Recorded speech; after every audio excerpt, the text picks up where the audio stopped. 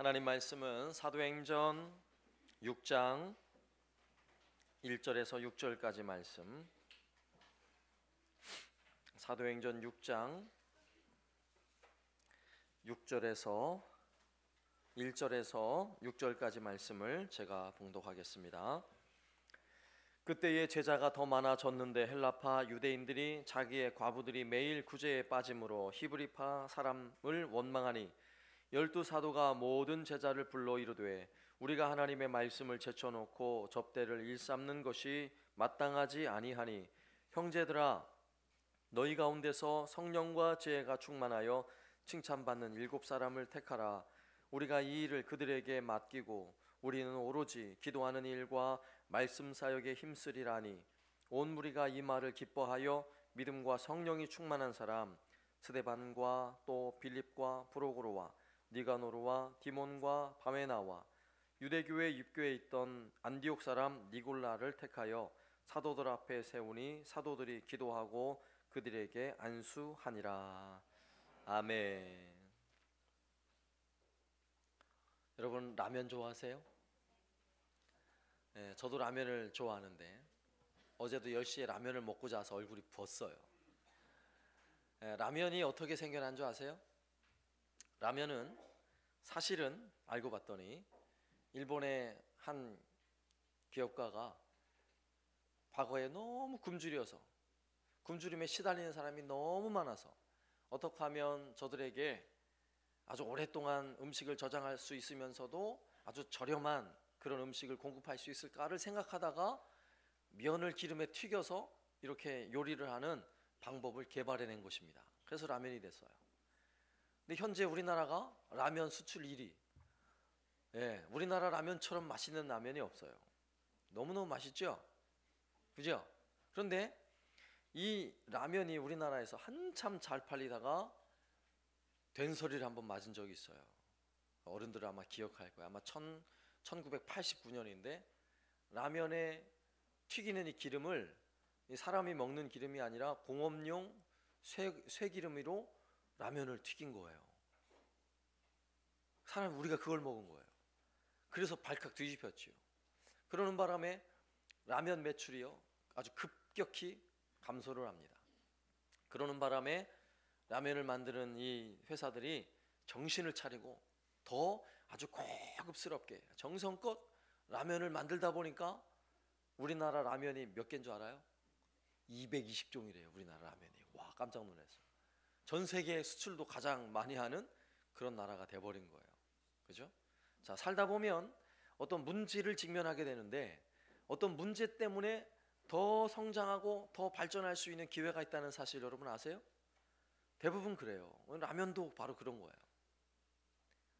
오늘 본문에도 예루살렘 초대교회가 은혜롭게 한참 부흥을 하다가 큰 문제를 직면하게 돼요. 그 문제는 오늘 1절 말씀에 그때의 제자가 더 많아졌는데 헬라파 유대인들이 자기의 과부들이 매일의 구제에 빠짐으로 히브리파 사람을 원망하니. 예루살렘 초대교회를 구성하고 있는 확연한 구별되는 두 부류의 사람들이 있었어요. 한 부류는 정통 히브리인들이에요. 조상 때부터 계속해서 그 가나안 땅에 거주하며 살았던 유대인들. 또 한 부류의 사람들은 곳곳으로 흩어져서 다른 지역에서 살다가 절기가 되면, 명절이 되면 예루살렘 성전에 예배를 드리기 위해 찾아오는 사람들이 있었어요. 그런데 이제 예루살렘에 왔을 때 6월절에 오순절날에 엄청난 성령의 역사와 함께 초대교회가 생겨난 것입니다. 그리고 수많은 사람들이 예수를 믿게 됐어요. 그래서 한 공동체가 되었는데 그러면서 유대인의 전통을 따라 구제하는 일을 매일같이 했어요. 그 당시에 고아와 과부들은 누가 돕지 않으면 굶주려 죽어요. 그래서 항상 도와주는 이 구제 사역을 했는데 이 구제 사역에 헬라파 유대인들이 빠져 있는 것입니다. 왜냐하면 헬라파 사람들은 이 히브리 말을 못해요. 그들은 주로 헬라말, 그 당시 공용어였던 헬라말을 쓰는 사람들이니까 잘 소통이 안 되잖아요. 그래서 히브리파 유대인들 과부에게만 구제를 열심히 하고 헬라파 유대인 과부들에게는 빠져 있었던 것입니다. 이것 때문에 문제가 생겨난 것이에요. 그래서 예루살렘 교회는 이 문제를 해결하기 위해서 7 집사를 세우고 그리고 그들을 통해 구제하는 일을 맡기게 돼요. 자, 이렇게 해서 이제 예루살렘 초대교회가 문제가 생겼는데 그 문제를 해결하게 되는데, 사실 오늘 본문에서 예루살렘 교회가 구제를 잘했다 이런 교훈을 주기 위한 교훈이 아니라, 오늘 본문 속에는 더 우리에게 중요한 교훈, 이 문제 속에서, 교회가 어려운 문제 속에서 그 문제를 해결하고 극복해 나가는 정말 가장 근본적이고 정말 소중한 이야기를 우리에게 들려주는데, 그게 뭔지 아세요? 구제를 했다가 아니라 기도와 말씀으로 다시 돌아갔다는 거예요. 기도와 말씀. 사도들이 기도하고 말씀하는 일에 우리가 다시금 힘쓰리라, 전무하리라 이러면서 교회가 기도와 말씀 속으로 다시 들어갔다는 거, 힘을 내기 시작했다는 거, 여기에 오늘 본문이 던져준 아주 중요한 교훈이 있는 것입니다. 그러면 왜 이 기도와 말씀이 직면한 문제 속에서, 아주 다양한 문제, 교회뿐만 아니라 여러분의 인생에도 벌어지는 수많은 문제에 그 문제를 통해 우리가 얻어야 될 정말 중요한 교훈, 기도와 말씀, 왜 그런지 오늘 말씀을 통해 생각해 보려고 합니다. 첫 번째, 기도와의 말씀, 기도와 말씀, 말씀과 기도, 여러분 절대로 양보할 수 없어요. 절대로. 왜? 그만큼 중요하다는 것입니다. 사도들은 교회에 7 집사를 세워서 구제하는 일을 전담하게 합니다. 그렇게 세워진 사람들은 아주 상당히 실력 있는 사람들이었어요. 보니까 6장 5절에 보면 온 무리가 이 말을 기뻐하여 믿음과 성령이 충만한 사람 스데반과 또 빌립과 브로고로와 니가노르와 디몬과 바메나와 유대교회에 입고한 안디옥 사람 니골라를 택하여 사도들 앞에 세우니 사도들이 기도하고 그들에게 안수하니라. 자, 7 집사를 교회에 구제하는 일에 전적으로 그 일을 할 수 있도록 사람을 세웠다는 이야기인 것입니다. 이렇게 교회에서 누군가 직분을 맡는다는 것은 교회에 대단히 중요한 일이에요. 직분은 명예가 아니에요. 교회에서 주는 직분은 일하라고 주는 직분이에요. 교회에서 모든 직분은 그 일을 맡아 수고하도록 직분을 맡았기 때문에, 직분을 맡으면 반드시 교회를 위해 일해야 되는 거예요. 네? 내가 무슨 일이든지 간에 주님을 위해, 교회를 위해 일하는 것입니다. 이것이 영광스러운 일이에요. 여러분 맡은 바, 여러분 일이 무엇인가요? 하나님 여러분에게 어떤 직분을 주셨나요? 그 직분을 위해 여러분 충성하시길 바랍니다. 그런데 오늘 말씀에서 오해할 수 있는 여지가 뭐냐면, 교회가 구제하는 일, 이 문제가 생겼으니까 구제하는 일이 제일 중요하겠구나 라고 생각하는 거예요. 문제가 생긴 게 제일 중요한 게 아니에요. 문제는 사실은 그 문제보다 더 중요한 뭔가가 있다는 거예요. 만약에 구제하는 일이 제일 중요한 일이었으면 사람을 새로 뽑을 일이 없어요. 그 일을 누가 해야 돼요? 사도들이 앞장서서 팔을 걷어붙이고 그 일을 해야죠. 그러나 교회에 제일 중요한 일이 아니기 때문에 일단 그 일은 사람을 뽑아서 누군가 할 수 있도록 그 일을 맡겨놓으면 되는 것입니다.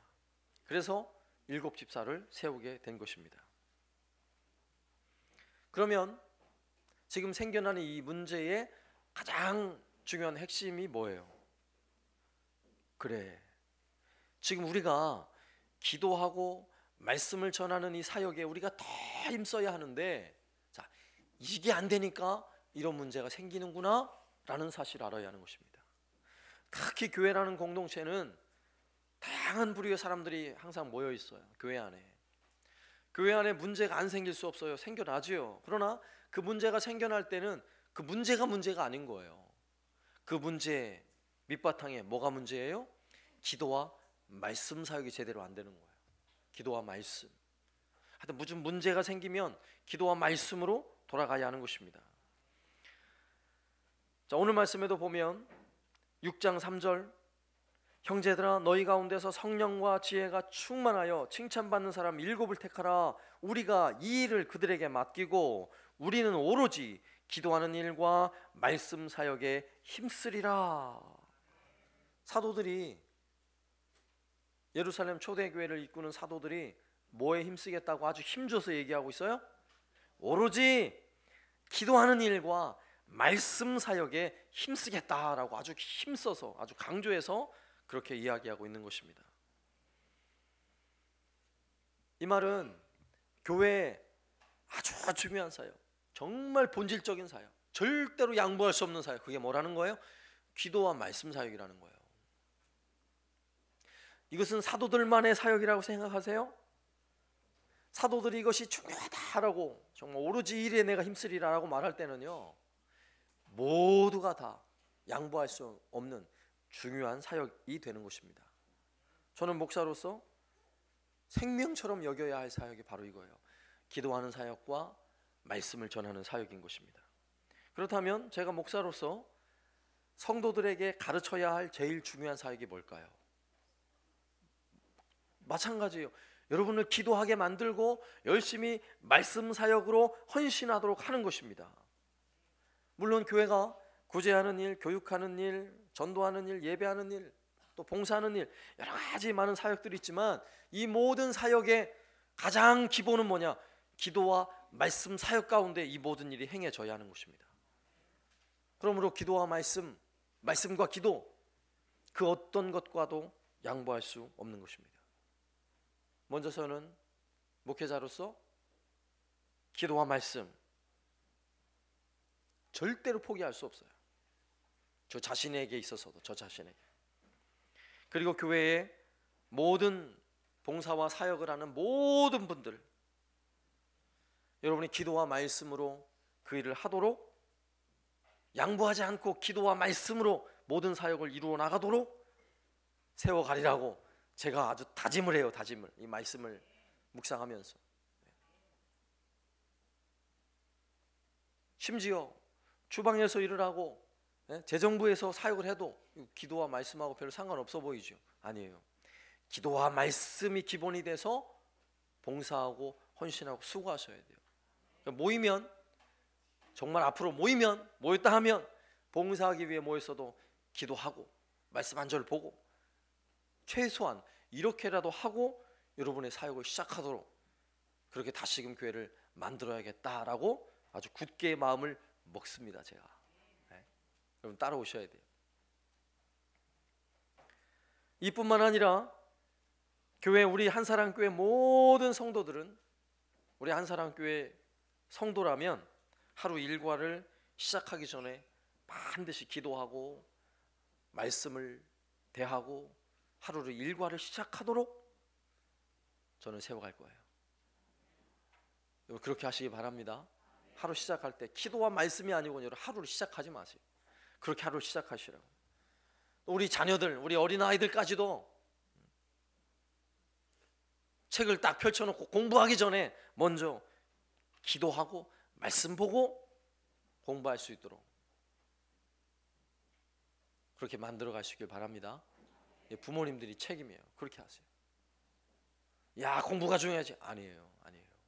기도와 말씀이 절대로 양보할 수 없는, 우리 애들 여러분 속상하죠? 때로는 문제 일으키고 그러면 너무너무 속상하죠. 뭐가 문제라고요? 그 문제가 아니에요. 문제가 뭐가 문제예요? 기도와 말씀이 문제예요. 기도와 말씀 절대로 양보할 수 없는. 그러면 두 번째, 기도와 말씀, 이 두 날개로 여러분 날아오르세요. 이 기도와 말씀은 두 날개, 우리 신앙의 날개예요. 사도들이 우리는 오로지 기도하는 일과 말씀 사역에 힘쓰리라 하고 나서 그 후에 어떤 말씀이 기록됐는지 한번 보세요. 예루살렘 교회가 어떻게 날아오르는지 한번 보세요. 그 말씀 바로 뒤 7절 말씀 제가 읽어볼게요. 한번 들어보세요.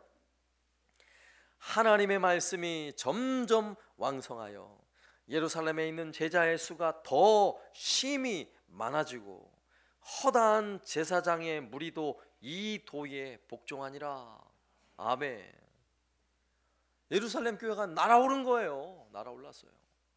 사실 구제에 관한 문제가 생겼지만 이 구제의 문제만 해결한 게 아니라 기도와 말씀으로 다시금 교회를 딱 세워놓으니까 교회가, 예루살렘 교회가 지금 날아올랐어요. 그러니까 오늘 7절 말씀 보세요. 말씀이 점점 왕성하여졌대요. 제자의 수가 더 심히 많아졌대요. 심지어는 허다한 제사장 무리도 예수의 이 도에 복종했대요. 전혀 안 놀라우세요? 기도와 말씀의 날개를 다니까 예루살렘 교회가 날아오른 것입니다. 더 놀라운 일이 있어요. 더 놀라운 일이. 6장 8절 말씀, 그 다음에 계속 나오는 말씀이에요. 스데반이 은혜와 권능이 충만하여 그 큰 기사와 표적을 민간에게 행하니, 스데반이 누구예요? 구제 열심히 하라고 세워놨던 집사님이에요. 집사님. 그를 세워놨더니 집사님이 사도들처럼 일하는 거예요. 사도들처럼. 예? 놀랍지 않아요? 저만 놀라운가요? 저는 이 말씀을 묵상하면서 그렇구나. 예를 들어서 한사람 교회에서 서리 집사로 한 분을 세워놨더니 여기는 목사처럼 일을 하는 거예요. 목사처럼. 교회를 위해서. 기적 아니에요? 교회가 날아오르는 거예요. 날아올라요. 그런데 이렇게 놀라운 일의 기본이 뭐예요? 앞서 말씀드린 처럼 기도하고 말씀 사역에, 기도하는 일과 말씀 사역에, 사도들이요 정말 본질적인 교회 사역, 기도하고 말씀 전하는 그 사역에 집중을 하니까 예루살렘 교회가 날개를 달고 날아오른 것입니다. 할렐루야. 할렐루야. 우리 한사람 교회도 날아오를 수 있길 바랍니다. 아멘. 우린 날개만 달면 돼요. 높은 데 있어가지고 날개만 달면 그냥 나는 거예요. 여러분 날고 싶지 않으세요? 저도 날고 싶어요. 날고 싶어요.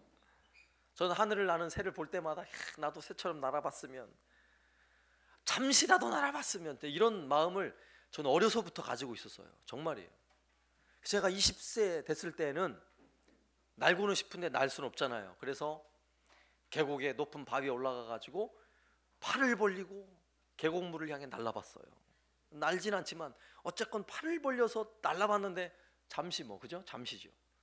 그래서 30대가 돼가지고는요, 우리나라에서 제일 높은 번지 점프가 인제에 있어요. 인제 가면 언제 오나 거기 인제 거기 가가지고 다리에 고무줄 묶고 또 팔을 벌리고 날아봤어요. 날진 않죠. 근데 40대가 돼가지고는요, 열기구를 타고 한번 올라가 봤어요. 그리고 거기서 팔을 벌리고 뛰어내리면 죽잖아요. 그러니까 팔만 벌려봤어요. 그러니까 올라간 것만도 좋았어요. 제가 이제 조금 있으면 50대가 될 거예요. 50대가. 제가 50대가 되면 정말 날개 달린 행글라이더도 탔으면 좋겠어요. 행글라이더.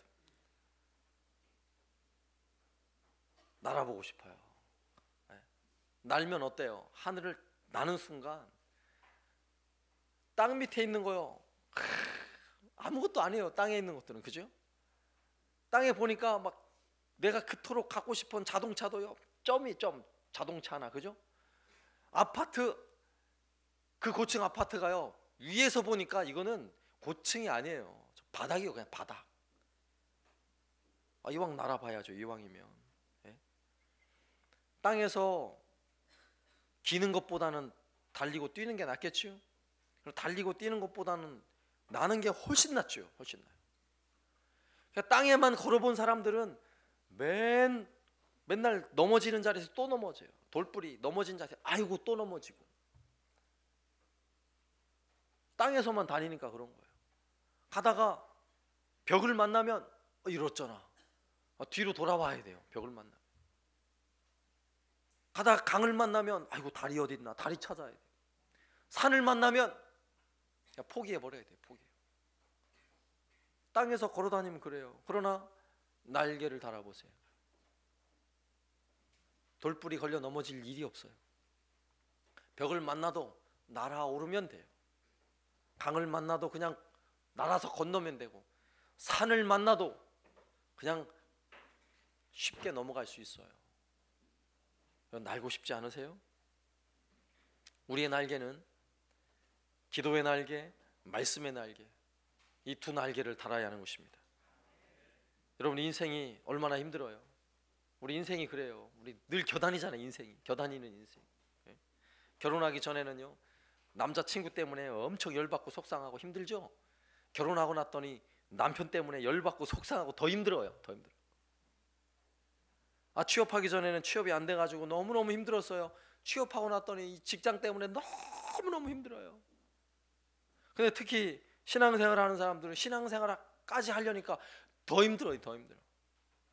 남들 놀 때 예배하러 가죠. 또 예배를 그냥 오나요? 또 헌금도 해야죠. 또 헌금만 하나요? 또 시간 내서 청소도 해야죠. 우리 한사람교회는 일이 많아가지고 풀도 뽑아야죠. 전도도 해야죠. 때로는 막 삽질도 해야죠. 너무너무 힘들죠. 세상도 힘든데 교회도 나를 힘들게 해. 직장 상사도 나를 힘들게 하는데 우리 목사님도 나를 너무너무 힘들게 해. 힘들죠. 왜 그래요? 겨다니니까 그래요. 그러니까 걸리는 자리에서 또 걸려 넘어지고 또 걸려 넘어지고. 언제까지 넘어지실래요? 우리 날아야 될 거 아니에요. 신앙의 날개를 펼치고 기도의 날개, 말씀의 날개를 펼치고 이제 힘들어 죽겠다 하지 마시고 날아야 할 거 아니겠습니까? 기도와 말씀의 날개를 달고 하늘 높이 높이 날아올라 보면 나를 넘어뜨렸던 것들 아무것도 아니에요. 아무것도 아니에요. 하늘 높이 날아보면 그동안에 나를 넘어뜨렸던 돌뿌리는 눈에 보이지도 않아요. 보이지도 않아. 무슨 걱정을 하세요? 아무리 높은 벽이라도 상관없고요, 강을 만나도 상관없고 산을 만나도 아무 상관없어요. 날개를 달고 날아올라 넘어가면 되는 것입니다. 기도와 말씀, 목회자에게만 날개가 아니라 예수를 믿는 모든 성도들에게 기도의 날개, 말씀의 날개를 달아야 할 줄로 믿습니다. 달아야 돼요. 달기만 하면 날아오르는 것입니다. 벼랑 끝에 서 있어도 걱정할 필요가 없어요. 날개가 있으면. 벼랑 끝에 여러분 선 것 같이 인생이 두렵습니까? 염려가 많이 되세요? 날개가 없어서 그래요. 날개 달아보세요. 벼랑 끝에 서도 그냥 살짝 점프만 하면 날아오르는 것입니다. 무슨 걱정을 하세요?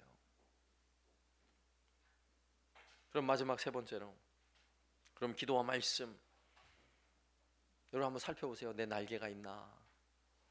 날개 있어요? 그럼 이 날개 어떻게 날개를 달고 어떻게 그 날개에 힘을 주고 날아오를 것인가? 이 구체적인 방법은 다음 주 기대하세요.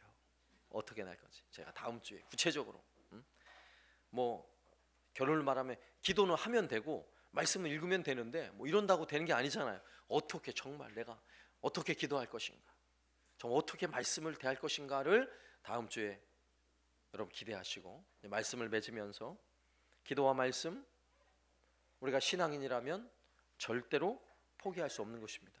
여러분 그동안 포기하고 살았습니까? 여러분 날개를 사실은 예수 믿으면서 하나님 달아줬는데도 날개가 있는지도 몰랐어요? 한번 날개를 펼쳐보세요. 날개를 펼치는 순간 여러분 사는 세상이 달라지는 거예요. 여러분 신앙생활이 달라진다니까요. 한번 진짜 펼쳐보시라고요. 펼쳐보시라고. 그동안에는 예배당 주일날 올 때마다 아이고 힘들어, 오늘 가야 되나 말아야 되나, 여러분 그렇게 지금까지 신앙생활 하셨어요? 아니죠. 그건 아니죠. 우리의 신앙생활은요, 날아오르도록 기도와 말씀의 날개가 달려있다는 사실을 믿으시기 바랍니다. 날아오르면 얼마나 영광스럽고 복된지 몰라요. 날아올라 보면 너무너무 행복해요. 너무너무 행복해요. 문제가 아닌 거예요. 사랑하는 성도 여러분, 더 이상 기어다니는 시당이 되지 마시고, 땅바닥 기어다니는 시당 되지 마세요. 기어봤자 어디예요? 기어봤자 방 문턱을 넘지 못해요. 기어봤자요.